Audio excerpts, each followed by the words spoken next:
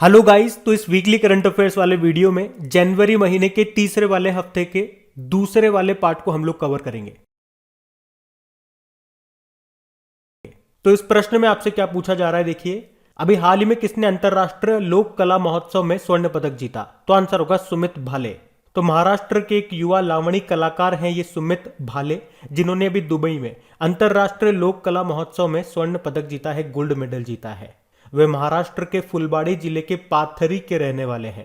लावणी आप जानते हो महाराष्ट्र का एक पारंपरिक नृत्य है। यह पारंपरिक गीत और नृत्य का एक संयोजन है, कॉम्बिनेशन है, जो विशेष रूप से ढोलकी की थाप पर किया जाता है। बाकी हर्षाली मल्होत्रा, ये बजरंगी भाईजान जो मूवी आई थी उसमें जो बच्ची का रोल किया था मुन्नी का, ये वही है हर्षाली मल्होत्रा। अभी बड़ी हो गई और अभी 12वां भारत रत्न डॉक्टर अंबेडकर अवार्ड 2022 इन्होंने जीत लिया। सतीश अडिगा की बात करेंगे, डॉक्टर सुभाष मुखर्जी पुरस्कार जीता इन्होंने। किसने दिया? ICMR, Indian council of medical research ने। JC चौधरी, इंपॉर्टेंट नाम, कई बार आपको बता चुका हूं। अंक ज्योतिषी यानी कि न्यूमेरोलॉजी में पहला गिनीज वर्ल्ड रिकॉर्ड इन्होंने जीता है। ध्यान रखना, ये बढ़ते आगे। अच्छा बताइए, हाल ही में किस बैंक ने IBS intelligence global fintech innovation award 2021 को जीत लिया है? तो आंसर होगा एक्सिस बैंक ने। तो एक्चुअली में एक तो हो गया एक्सिस बैंक और एक CRM नेक्स्ट सॉल्यूशन। इन्होंने सर्वश्रेष्ठ CRM यानी कि कस्टमर रिलेशनशिप मैनेजमेंट प्रणाली कार्यान्वयन के लिए IBS intelligence global fintech innovation award 2021 को जीता है। ये दुनिया भर में वैश्विक बैंकरों और IT सलाहकारों के लिए सबसे प्रमुख पुरस्कारों में से एक है। देखो, एक्सिस बैंक की बात करते हैं, स्थापना होती है 1993 में। हेडक्वार्टर है मुंबई में। MD अमिताभ चौधरी हैं और इसके अध्यक्ष हैं राकेश मखीजा। वैसे इसकी टैगलाइन क्या होती है? बढ़ती का नाम जिंदगी। और आपको याद होगा, देश में पॉइंट ऑफ सेल मशीन स्थापित करने वाला दूसरा सबसे बड़ा बैंक यही है, एक्सिस बैंक। अभी बायोमेट्रिक आधारित बैंकिंग भुगतान के लिए एक्सिस बैंक ने मिंकासुपे के साथ भी समझौता किया था। बाकी इंडिसेंट बैंक अभी ग्रीन फिक्स्ड डिपॉजिट शुरू किया है इसने। HDFC बैंक आपको याद होगा, मोस्ट इनोवेटिव बेस्ट प्रैक्टिस 2021 के लिए कॉन्फेडरेशन ऑफ इंडियन इंडस्ट्री का अवार्ड जीता था। फेडरल बैंक, अभी इसने महिला मित्र प्लस नाम से एक बचत योजना शुरू की थी। ध्यान रखना, ये बढ़ते आगे। अच्छा बताइए, किसे 2022 के जेनेसिस पुरस्कार से सम्मानित किया गया? तो आंसर होगा एल्बर्ट बोरला। तो अमेरिकी फार्मा कंपनी है फाइजर और उसके CEO हैं ये एल्बर्ट बोरला, जिन्हें 2022 के जेनेसिस पुरस्कार से अभी सम्मानित किया गया। अभी उन्हें ये जो सम्मान है कुछ ही महीनों के भीतर कोरोना वैक्सीन डेवलप करने के लिए दिया गया है। और इसी तरह से साइरस पूनावाला का नाम आपने सुना होगा। पुणे में जो सीरम इंस्टीट्यूट ऑफ इंडिया है उसके चेयरमैन हैं ये साइरस पूनावाला।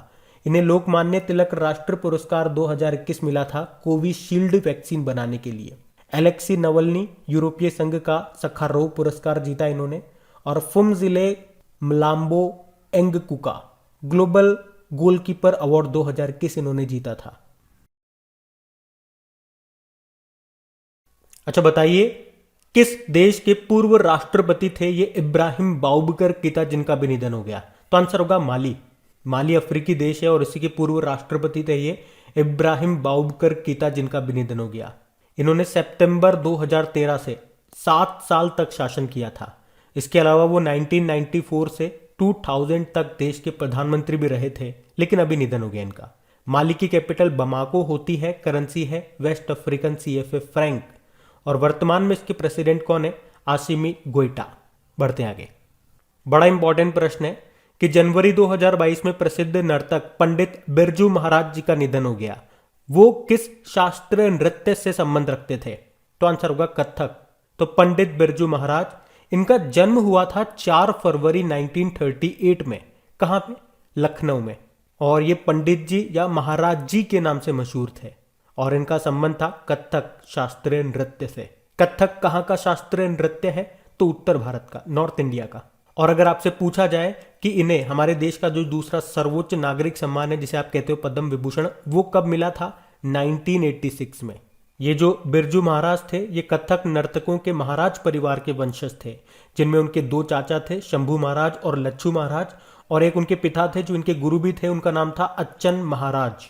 अच्छा बता दूं, 2021 में पिछले साल इनके जीवन पर एक बुक भी लिखी गई थी जिसका नाम था नृत्य सम्राट पंडित बिरजू महाराज। तो यहां से भी क्वेश्चन बन सकता है, देखो, कि उस बुक को किसने लिखा था। तो उनके ही एक शिष्य थे नंद किशोर कपोटे उन्होंने लिखा था। देखो ये नाम न्यूज में है तो इनसे रिलेटेड कुछ भी प्रश्न आपके एग्जाम में बन सकता है, तो सारे आपको फैक्ट्स पता होने चाहिए। शास्त्रीय नृत्य की जैसे कि यहाँ पे बात हो रही है, तो बताइए भारत में कितने शास्त्रीय नृत्य हैं? 8 हैं। एक मैंने बता दिया आपको, कथक उत्तर भारत का है। एक है कथकली, वो केरल का है। उसी तरह से मोहिनी अट्टम, ये भी है केरल का। भारत नाट्यम है तमिलनाडु का। ओडिसी तो उड़ीसा का है। मणिपुरी मणिपुर का है। कुचिपुड़ी है आंध्र प्रदेश का। और सतरिया यह असम का है। उसी तरह से कितनी शास्त्रीय भाषाएं हैं? तो आंसर होगा 6। तमिल, तेलुगु, मलयालम, कन्नड़, उड़िया और संस्कृत। तो ये मोस्ट इंपॉर्टेंट क्वेश्चन रहेगा। काफी सारी जानकारी मैंने आपको दी और सारी इंपॉर्टेंट है, याद रखना। बढ़ते हैं आगे। अच्छा बताइए, महान बंगाली कॉमिक्स कलाकार थे जिनका भी निधन हो गया, उनका नाम क्या है? नारायण देवनाथ। तो प्रसिद्ध बंगाली कॉमिक्स कलाकार, लेखक और चित्रकार थे रे। तो प्रसिद्ध बंगाली कॉमिक्स कलाकार, लेखक और चित्रकार थे ये नारायण देवनाथ, जिनका भी निधन हो गया। और उन्होंने काफी फेमस कॉमिक्स से लिखी है, जैसे कि हांडा भोंडा जो उन्होंने 1962 में लिखी थी, बंटुल द ग्रेट 1965 में लिखी थी, नॉन्टे फोंटे 1969 में लिखी थी। और ये मैंने जो आपको नाम बताया हांडा भोंडा, तो उनके पास इस हांडा भोंडा कॉमिक्स श्रृंखला के लिए एक व्यक्तिगत कलाकार के द्वारा सबसे लंबे समय तक चलने वाली कॉमिक्स का रिकॉर्ड भी रहा, जिसने लगातार 60 साल पूरे किए। और वैसे इनका नाम इसलिए भी इंपॉर्टेंट हो जाता है क्योंकि पिछले साल 2021 में इन्हें पद्म श्री सम्मान भी मिला था, तो ध्यान रखना। बढ़ते हैं आगे। अगला प्रश्न है, हाल ही में सुपर मॉम के नाम से प्रसिद्ध किस बाघिन का निधन हो गया? तो आंसर होगा कॉलर वाली। तो भारत की सुपर मॉम बाघिन थी ये, जिसे कॉलर वाली के नाम से जाना जाता है, पर अभी वृद्धावस्था के कारण मध्य प्रदेश के पेंच टाइगर रिजर्व में इसका निधन हो गया। और कॉलर वाली ये बाघिन अपने जीवन काल में 29 शावकों को जन्म देने के लिए जानी जाती थी, जिसे वर्ल्ड रिकॉर्ड माना जाता है। और बाकी ये नाम तो मैं आपको बता चुका हूं, जोनाथन गुलाबो बन्नी वगैरह। अगर आपको इनके बारे में जानकारी है तो कमेंट बॉक्स में टाइप करो। हम बढ़ते हैं आगे। बताइए, हरिपाल सिंह अहलूवालिया का निधन हो गया। वे क्या थे? पर्वतारोही थे। उन्हें 1965 में अर्जुन अवार्ड मिला, 1965 में ही पद्मश्री मिला, 2000 पद्म भूषण मिला और अभी लेटेस्ट 2009 में आजीवन उपलब्धि के लिए तेंजिंग नॉर्गे राष्ट्रीय साहसिक पुरस्कार भी मिला था। उनकी आत्मकथा भी आई थी जिसका नाम है हायर देन एवरेस्ट। इनका नाम था हरिपाल सिंह अहलूवालिया। निधन हो गया, याद रखना। बढ़ते आगे। बताइए, अभी प्रसिद्ध पर्यावरणविद और साइलेंट वैली बचाओ प्रचारक का निधन हो गया, उनका नाम क्या था? उनका नाम था प्रोफेसर M.K. प्रसाद। तो प्रसिद्ध पर्यावरणविद और साइलेंट वैली बचाओ के प्रचारक रहे प्रोफेसर M.K. प्रसाद का भी निधन हो गया। तो केरल के साइलेंट वैली में सदाबहार उष्ण कटिबंधीय वर्षा वनों को विनाश से बचाने के लिए ऐतिहासिक जमीनी स्तर के आंदोलन में से वो तो केरल के साइलेंट वैली में सदाबहार उष्ण कटिबंधीय वर्षा वनों को विनाश से बचाने के लिए ऐतिहासिक जमीनी स्तर के आंदोलन में वो एक प्रमुख व्यक्ति थे, उनका भी निधन हो गया। उन्होंने लोकप्रिय विज्ञान आंदोलन केरल शास्त्र साहित्य परिषद का भी नेतृत्व किया था। साइलेंट वैली नेशनल पार्क यह आपको केरल में मिलेगा। बढ़ते आगे। अच्छा बताइए, बिग बैश लीग में खेलने वाले पहले भारतीय पुरुष क्रिकेटर कौन बन गए? तो आंसर होगा उन्मुक्त चंद। तो अंडर 19 वर्ल्ड कप 2012 के विजेता कप्तान उन्मुक्त चंद ये बिग बैश लीग में खेलने वाले पहले भारतीय पुरुष क्रिकेटर बन गए हैं, इसलिए इनका नाम आपको ध्यान रखना है। उन्होंने अपना पहला big bash league match Hobart hurricanes के खिलाफ खेला।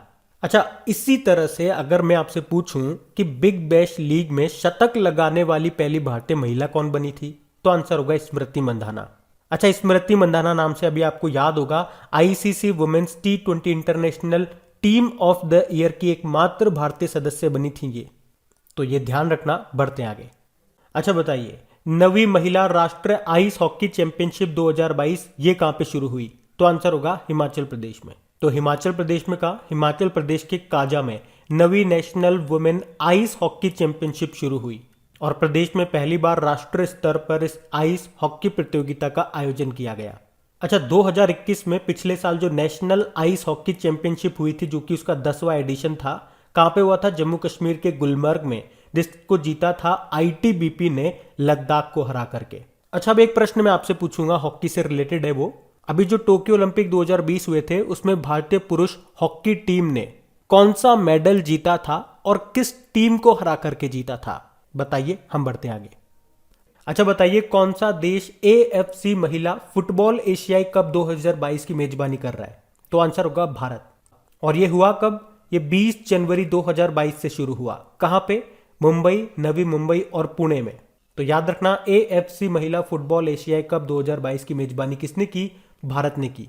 अच्छा, फुटबॉल से रिलेटेड कुछ इंपॉर्टेंट क्वेश्चंस मैं आप लोगों को बताऊंगा, लेकिन वो अगले क्वेश्चन में मैं आपको बताऊंगा। अभी हम बढ़ते हैं आगे। अब आपको बताना है, अभी किसे सर्वश्रेष्ठ फीफा पुरुष खिलाड़ी के रूप में चुना गया? तो आंसर होगा रॉबर्ट लेवांडोव्स्की को। तो अभी बेस्ट फीफा फुटबॉल अवार्ड्स 2021 की घोषणा की गई है, जिसमें पुरुषों में बेस्ट फीफा प्लेयर चुना गया पोलैंड के फुटबॉल प्लेयर और बायर्न म्यूनिक फुटबॉल क्लब के खिलाड़ी रॉबर्ट लेवांडोव्स्की को। जबकि बेस्ट फीफा वुमेन प्लेयर चुना गया स्पेन की फुटबॉल प्लेयर और बार्सिलोना फुटबॉल क्लब की खिलाड़ी एलेक्सिया पुटेलस को। अच्छा, एलेक्सिया पुटेलस का नाम आपने पहले भी सुना होगा, बताओ कमेंट बॉक्स में कहां पे। आपको याद होगा, हमने पढ़ा था 7वीं बार पुरुषों का बैलन डी'ओर खिताब अभी किसने जीता था? 2021 में पढ़ा था हमने नवंबर में। तो आंसर होगा इसका लियोनल मेसी। तो पुरुषों में तो बैलन डी'ओर खिताब जीता था लियोनल मेसी ने, और महिलाओं में जीता था एलेक्सिया पुटेलस ने। वहां पे आपने इनका नाम पढ़ा था। देखो, फीफा का हेडक्वार्टर याद रखना ज्यूरिख स्विट्जरलैंड में है। प्रेसिडेंट है गिनी इन्फेनिटो। और अभी उड़ीसा में जो मेंस जूनियर वर्ल्ड कप 2021 हुआ था, उसको किसने जीता था? अर्जेंटीना ने, जर्मनी को हरा करके। और याद रखना, 2022 में जो FIFA under 17 women's world cup होगा, ये भारत में होगा, जिसका शुभंकर मैस्कॉट क्या है? ईभा, यानी कि ये एक एशियाई शेरनी है, ईभा याद रखना है आपको नाम। बाकी कोपा अमेरिका 2021 ये जीता था अर्जेंटीना ने। यूरो कप 2020 जीता था इटली ने। 2022 में फीफा वर्ल्ड कप होंगे कतर दोहा में। तो ये पॉइंट आप ध्यान रखना। बढ़ते आगे। बताइए, अभी हाल ही में टोरंटो वाटर फ्रंट मैराथन का टाइटल स्पॉन्सर कौन बन गया है? तो आंसर होगा TCS। तो भारत की सबसे बड़ी IT फर्म TCS ने नवंबर 2026 तक टोरंटो वाटर फ्रंट मैराथन और वर्चुअल रेस का नया टाइटल स्पॉन्सर और टेक्नोलॉजी पार्टनर बनने के लिए कनाडा रनिंग सीरीज के साथ समझौता किया है। अच्छा, इसी तरह से आपको याद होगा एक प्रश्न कि 2023 से IPL का टाइटल स्पॉन्सर कौन होगा? तो आंसर होगा टाटा ग्रुप, जो कि रिप्लेस करेगा चाइना की एक मोबाइल कंपनी है वीवो, उसको। TCS यानी टाटा कंसल्टेंसी सर्विसेज स्थापना होती है अप्रैल 1968 में। मुंबई में हेडक्वार्टर है और इसके CEO राजेश गोपीनाथन है। बढ़ते हैं आगे। बताओ, अभी किस टेनिस प्लेयर ने 2022 सीजन के बाद संन्यास लेने की घोषणा की? तो आंसर होगा सानिया मिर्जा। तो हैदराबाद में जन्मी 35 साल की सानिया मिर्जा, जिन्होंने 2013 में ही वुमेन सिंगल प्रतियोगिता से रिटायरमेंट ले लिया था, इसलिए आपने देखा भी होगा जब भी वो खेलती हैं उसके बाद वुमेन्स डबल में ही खेलती हैं। और अभी ऑस्ट्रेलियन ओपन 2022 में वुमेन्स डबल के पहले ही राउंड में हारने के बाद उन्होंने ये फैसला लिया कि वे इस सीजन के अंत तक पूरी तरह से संन्यास ले लेंगी। अभी तक आपको बता दूं कि उन्होंने वुमेन डबल और मिक्स्ड डबल को मिला करके टोटल 6 ग्रैंड स्लैम जीते हैं। और 2005 में WTA सिंगल्स खिताब जीतने वाली वो पहली भारतीय महिला भी बनी थी। अच्छा, टेनिस से एक महिला का नाम आपको और याद रखना है। अभी फोर्ब्स के अनुसार सबसे ज्यादा कमाई करने वाली महिला एथलीट कौन बनी थी? एक टेनिस प्लेयर ही बनी थी। चलो, उनका नाम मैं आप ही से पूछूंगा, नाम बताओ उनका, और वो किस देश की हैं ये भी बताओ। बढ़ते हैं आगे। अब आपको बताना है, एक दिवसीय मैचों में सबसे ज्यादा रन बनाने वाले भारतीय क्रिकेटर कौन बन गए? तो आंसर होगा विराट कोहली। तो अभी विराट कोहली सचिन तेंदुलकर को पीछे छोड़कर विदेशों में एक दिवसीय अंतरराष्ट्रीय में सबसे ज्यादा रन बनाने वाले भारतीय खिलाड़ी बन गए हैं। और विराट कोहली ने यह उपलब्धि साउथ अफ्रीका के खिलाफ पहले वनडे में हासिल की है। वैसे आपको बता दूं, श्रीलंका के जो कुमार संगाकारा है वो वनडे में सबसे ज्यादा रन बनाने वाले खिलाड़ी हैं। अभी विराट कोहली से आपको याद होगा भारतीय टेस्ट क्रिकेट टीम की कप्तानी भी इन्होंने छोड़ दी है, ये भी ध्यान रखना। बताइए, एयर इंडिया के नए CMD कौन बन गए? तो आंसर होगा विक्रम देव दत्त। ये एयर इंडिया के नए CMD बन गए हैं। किनकी जगह ली इन्होंने? राजीव बंसल की जगह ली। अब राजीव बंसल जैसे ही आप नाम सुनोगे ना, आपके माइंड में क्लिक करना चाहिए कि ये नाम तो यार बड़ा बड़ा सा लग रहा है। कहां पढ़ा था? अभी मिनिस्ट्री ऑफ सिविल एविएशन में जो सेक्रेटरी यानी कि सचिव बने थे वो यही तो थे, राजीव बंसल। तो राजीव बंसल तो चले गए वहां पे और उनकी जगह आ गए कौन? विक्रम देवदत्त। ऐसे याद रखा करो। अब आपके लिए एक प्रश्न है, अभी विस्तारा एयरलाइन के भी नए सीईओ बने थे, उनका नाम आपको बताना है। और हिंट के लिए मैं आपको बता दूं, इस एयरलाइन का नाम वी से स्टार्ट होता है ना, तो इसके सीईओ का नाम भी वी से ही स्टार्ट होता है। तो आप दिमाग लगाओ और आंसर दो। बाकी एस सोमनाथ इसरो के नए चीफ बने, Virendra Singh Pathania Indian coast guard के अभी 24वें प्रमुख बने थे, और विनय कुमार त्रिपाठी ये रेलवे बोर्ड के नए चेयरमैन और सीईओ बने।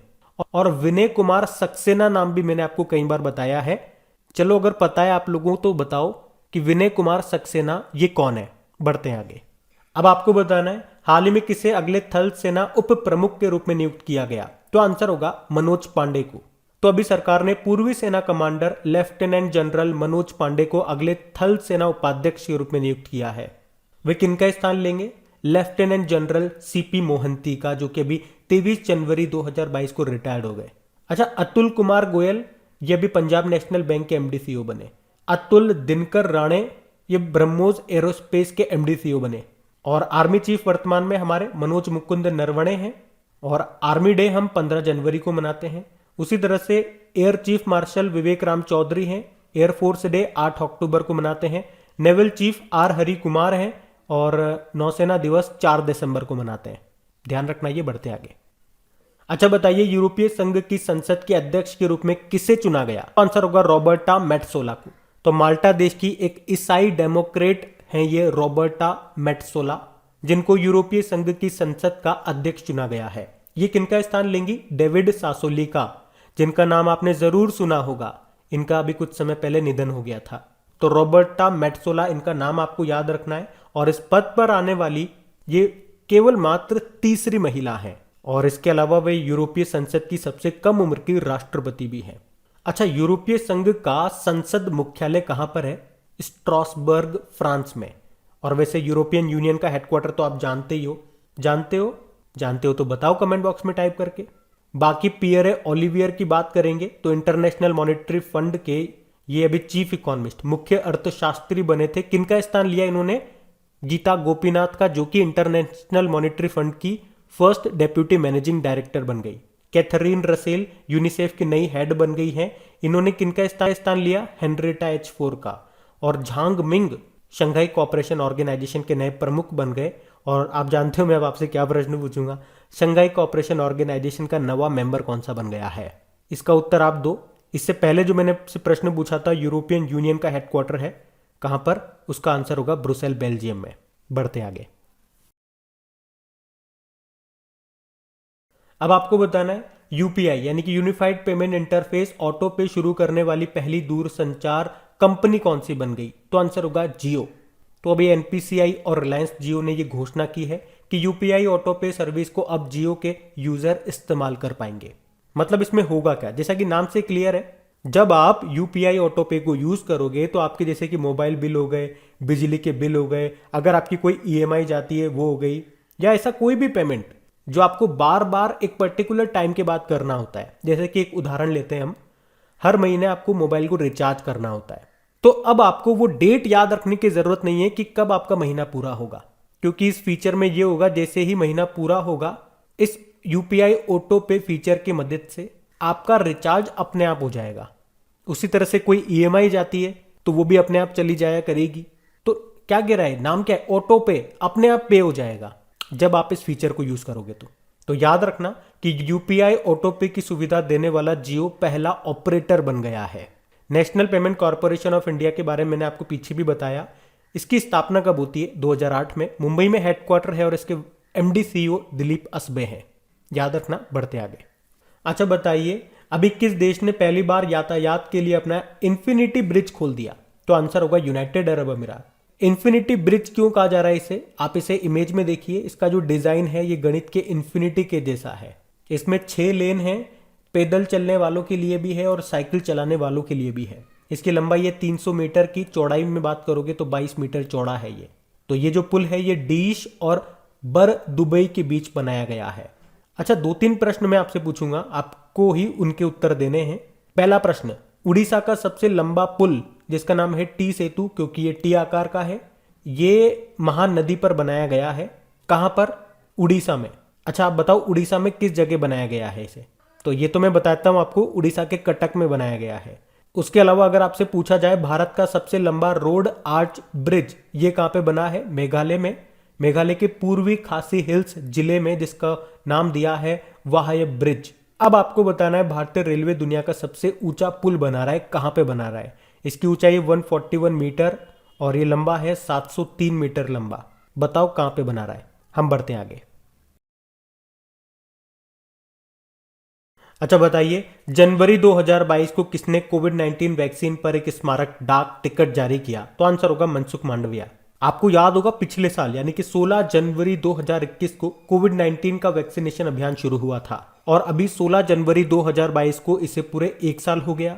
तो उसी के उपलक्ष्य में ये कोविड 19 वैक्सीन पर एक स्मारक डाक टिकट जारी किया। किसने? हमारे हेल्थ मिनिस्टर मनसुख मांडविया ने। और इस फोटो में आप देखोगे तो ये जो वैक्सीन है ये है कोवैक्सीन, जिसको किसने बनाया है? भारत बायोटेक ने, हैदराबाद की कंपनी है ये एक इनएक्टिव यानी कि मृत वैक्सीन आप बोल सकते हो इसे। अच्छा पूछा जाए पहला टीका किसको लगाया गया था? एम्स के स्वच्छता कर्मचारी थे मनीष कुमार, उनको लगाया गया था। अच्छा ये तो बात हो गई कोवैक्सीन की, मैंने कहा अभी आपसे इस फोटो में। कोविशील्ड अगर पूछें तो इसको किसने बनाया है? Serum institute of India Pune ने। जाइकोव डी ये डीएनए आधारित पहली वैक्सीन है जिसको बनाया जाइडस कैडुला ने। ओमिश्योर नाम सुना है आपने? ओमिक्रॉन की जांच करने के लिए एक स्वदेशी किट है ये, नाम याद रखना ओमिश्योर। और स्पुतनिक वी तो आप जानते ही हो रशिया ने बनाया है, ध्यान रखना ये। बढ़ते आगे। अच्छा बताइए, अभी हाल ही में सीधे भुगतान पेज पर भुगतान करने के लिए भारत बिल पे ने जनवरी 2022 में क्लिक पे लॉन्च करने के लिए किसके साथ समझौता किया? तो आंसर होगा मोबीक्विक। तो अभी फिनटेक फर्म है मोबीक्विक, इसने अपने ग्राहकों के लिए क्लिक पे लॉन्च करने के लिए एनपीसीआई भारत बिल पे के साथ समझौता किया। ये क्लिक पे क्या है? ये एक 2 स्टेप पेमेंट फीचर है। मतलब जो विक्रेता है, जो सेलर है, वो बिल पे मैसेज यानी कि भुगतान के संदेश के साथ एक यूनिक पेमेंट लिंक जनरेट करेंगे और इसे ग्राहक को भेज देंगे। फिर ग्राहक उस लिंक पर क्लिक करेगा तो वो सीधे भुगतान पेज यानी कि पेमेंट पेज पर चला जाएगा जहां वो पेमेंट कर पाएगा। मोबीक्विक की बात करेंगे, इसका हेडक्वार्टर है गुरुग्राम में। इसके सीईओ विपिन प्रीत सिंह है। अच्छा एनपीसीआई यानी कि national payment corporation of India, अभी आपको याद होगा एनपीसीआई ने घर घर बिल भुगतान सेवा शुरू करने के लिए इंडिया पोस्ट पेमेंट बैंक के साथ भी समझौता किया था। उसी तरह से कोटक महिंद्रा बैंक ने अभी रुपे क्रेडिट कार्ड जिसका नाम रखा था वीर, उसको लॉन्च करने के लिए भी एनपीसीआई के साथ समझौता किया था। ध्यान रखना ये। बढ़ते आगे। फिर आपको बताना है अभी इनइक्विलिटी किल्स नाम की रिपोर्ट को किसने जारी किया था? ऑक्सफैम इंडिया ने। तो अभी ऑक्सफैम इंडिया ने ये इनइक्विलिटी किल्स नाम से एक रिपोर्ट को जारी किया था। तो ये रिपोर्ट क्या बताती है कि कैसे कुछ व्यक्तियों के पास धन जमा होता है और बाकी लोग कष्ट और गरीबी में रहते हैं। अभी कोविड 19 महामारी के बाद से दुनिया के 1% सबसे अमीर लोगों ने अपनी संपत्ति दोगुनी कर ली, जबकि 99% लोगों की आय कम हो गई, इनकम कम हो गई।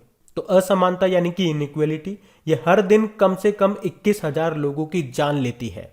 और इस रिपोर्ट में भारत को बहुत असमान देश के रूप में वर्णित किया गया है। देखो रिपोर्ट से कुछ प्रश्न मैं आपसे पूछता हूं, आपको बताना है। चलो पहला प्रश्न तो आप मुझे बताओ, वर्ल्ड इकोनॉमिक आउटलुक रिपोर्ट को कौन जारी करता है? और ये प्रश्न इंपॉर्टेंट है क्योंकि यूपीएससी 2014 के प्रीलिम्स में ये प्रश्न पूछा गया था, तो ऑब्वियसली इंपॉर्टेंट है। तो आंसर होगा इंटरनेशनल मॉनेटरी फंड। और एक और प्रश्न बताओ, ये जो अब मैं प्रश्न पूछूंगा ये यूपीएससी 2015 के प्रीलिम्स में पूछा गया था। प्रश्न है ग्लोबल इकोनॉमिक प्रोस्पेक्ट्स रिपोर्ट को कौन जारी करता है? इसका उत्तर आप ही को देना है। मैं आपको हिंट दे देता हूं, अभी जिसने ease of doing business report को जारी करना बंद कर दिया वही इस रिपोर्ट को जारी करता है। काफी स्ट्रॉन्ग हिंट दे दिया मैंने आपको, उत्तर अब आपको देना है फाइनल। अभी हम बढ़ते हैं आगे। बताइए, Bose the untold story of an inconvenient nationalist नाम की बुक को किसने लिखा? चंद्रचूड़ घोष ने। तो अभी लेखक चंद्रचूड़ घोष ने यह बुक लिखी है जिसका नाम है Bose the untold story of an inconvenient nationalist.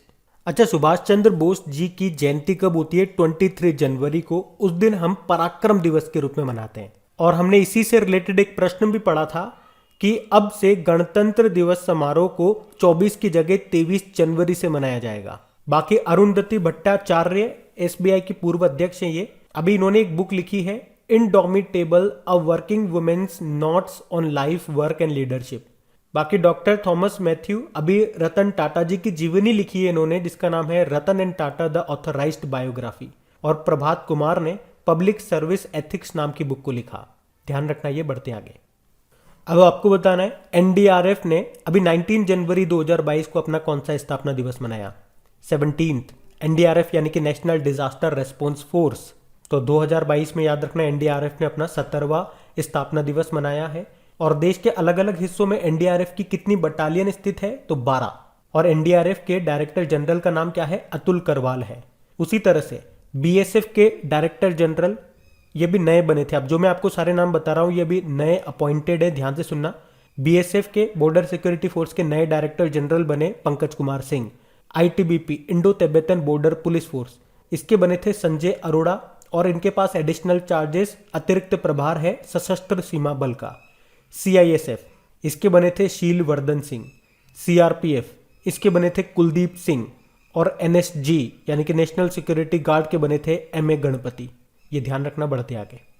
अच्छा बताइए, हाल ही में किस देश ने arrow 3 anti ballistic missile system का सफल परीक्षण किया? तो आंसर होगा इजराइल। तो अभी इजराइल ने अपने arrow 3 anti ballistic missile defence system का अभी सफल परीक्षण किया। इसमें इजराइल ने धरती के वायुमंडल के बाहर ही दुश्मन मिसाइल को तबाह कर दिया। और याद रखना इजराइल ने इसे यूएसए की सहायता से तैयार किया है।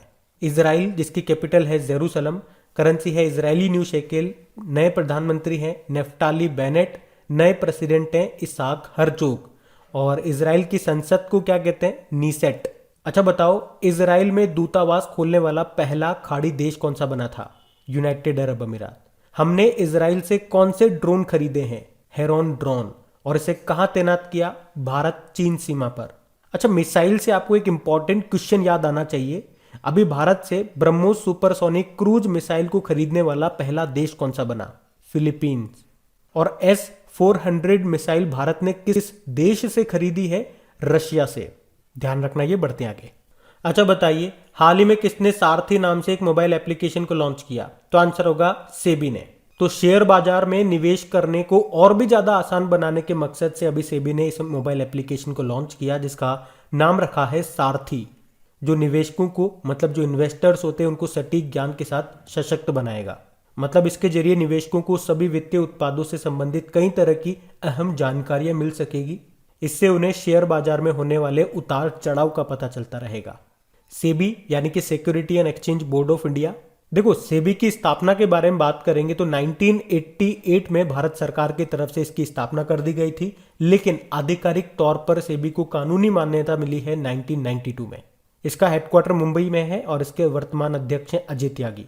और अभी पिछले साल दिसंबर में हम लोगों ने पढ़ा था कि सेबी ने तकनीकी क्षमताओं को बढ़ाने और बाजार की विसंगतियों का जल्द पता लगाने के लिए एक अलर्ट समिति भी बनाई थी, जिसकी अध्यक्षता कौन कर रही है? सेबी की पूर्व पूर्णकालिक सदस्य माधवी पुरी बुच।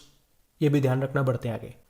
अच्छा बताइए, अभी केंद्रीय मंत्रिमंडल ने सफाई कर्मचारी आयोग का कार्यकाल कब तक बढ़ा दिया? तो आंसर होगा 2025 तक। तो अभी कैबिनेट ने सफाई कर्मचारी आयोग का कार्यकाल जो है ये 31 मार्च 2022 से 3 साल आगे बढ़ा दिया है, यानी कि 31 मार्च 2025 तक रहेगा। देखो, ये राष्ट्रीय सफाई कर्मचारी आयोग का जो गठन है वो कब हुआ था? 12 अगस्त 1994 को संसद की पारित अधिनियम के तहत इसका गठन हुआ था। और ये आयोग किस मंत्रालय के अंतर्गत काम करता है? तो सामाजिक न्याय व अधिकारिता मंत्रालय। और किसके कल्याण के लिए है ये आयोग? मतलब ये काम क्या करता है? तो सफाई कर्मचारियों के लिए सुविधाओं और अवसरों के लिए केंद्र सरकार को विशिष्ट कार्य योजना की सिफारिश करने का काम करता है। अच्छा, 2025 से और क्या क्या पॉइंट्स आप को रिलेट कर सकते हो? देखो, टीबी को खत्म करने का लक्ष्य 2025 है। अगर मैं आपसे पूछूं कि टीबी मुक्त होने वाला पहला केंद्र शासित प्रदेश यूनियन टेरिटरी कौन सा बना? तो आंसर होगा लक्षद्वीप। उसी तरह से याद रखना, साउथ कोरिया ये दुनिया का पहला 13वां शहर बना रहा है। कब तक का लक्ष्य रखा है? 2025 तक बना लेगा। और 2025 में एशियन यूथ पैरा गेम्स होंगे ताशकंद में, जो कि उज्बेकिस्तान की कैपिटल है। और अभी आपको याद होगा भारत सरकार ने भी स्टैंड अप इंडिया योजना को 2025 तक बढ़ाया है। ये जो योजना है इसको प्रधानमंत्री नरेंद्र मोदी ने शुरू किया था 5 अप्रैल 2016 को। किस लिए शुरू किया था? अनुसूचित जाति और जनजाति और महिलाओं को व्यापार करने के लिए ऋण देने की सुविधा के लिए इसको शुरू किया गया था। अब मेरे एक प्रश्न का उत्तर आप दे दो, प्रधानमंत्री आवास योजना ग्रामीण को अभी कब तक के लिए बढ़ा दिया गया? ऑप्शन आपको दे रहा हूं मैं, 2024, 2025 या 2026। उत्तर दो, अभी हम बढ़ते हैं आगे। तो ये लीजिए, इसी वीडियो के साथ जनवरी मंथ का तीसरा वाला वीक भी आपका पूरी तरह से कंप्लीट हो चुका है। सारे इंपॉर्टेंट क्वेश्चन अब तक हम कंप्लीट कर चुके हैं। मेरी तरफ से कंप्लीट हो चुका है, आपकी तरफ से आपको कंप्लीट करना है। वीडियो देख लिया, अब इनकी क्विज टाइम टू टाइम लगाते रहिए, क्योंकि वीडियो आप बार बार नहीं देख सकते इतना लंबा, लेकिन क्विज आप लगा सकते हैं। कुछ ही मिनटों की क्विज होती है, ताकि ये सारे क्वेश्चन बार बार आपके रिपीट होते रहे। रिवीजन मतलब इनका होता रहे। पीडीएफ भी आपको मिल जाएगी आपके क्रैक एग्जाम एप्लीकेशन में। और पूरे वीडियो में मैंने कहीं पर भी आपको डिस्टर्ब नहीं किया। वीडियो को लाइक करो, शेयर करो बोल करके, लेकिन लास्ट में बोलूंगा, बहुत मेहनत लगती है इनको बनाने में। वीडियो के बीच में मैं आपको बिल्कुल डिस्टर्ब नहीं करता हूं, लेकिन प्लीज़ अगर वीडियोस को आप सपोर्ट करेंगे तो हमें भी मेहनत करने में अच्छा लगेगा। तो इन्हें दोस्तों के साथ में, अपने यारों के साथ में, या जो भी पढ़ने वाले स्टूडेंट हैं उनके साथ व्हाट्सएप पे, फेसबुक पे, जहां भी जैसे भी आप इसको शेयर कर सकते हैं, प्लीज़ दिल से शेयर जरूर कीजिएगा। और लाइक करना मत भूलना अगर अभी तक नहीं करा तो। Thank you.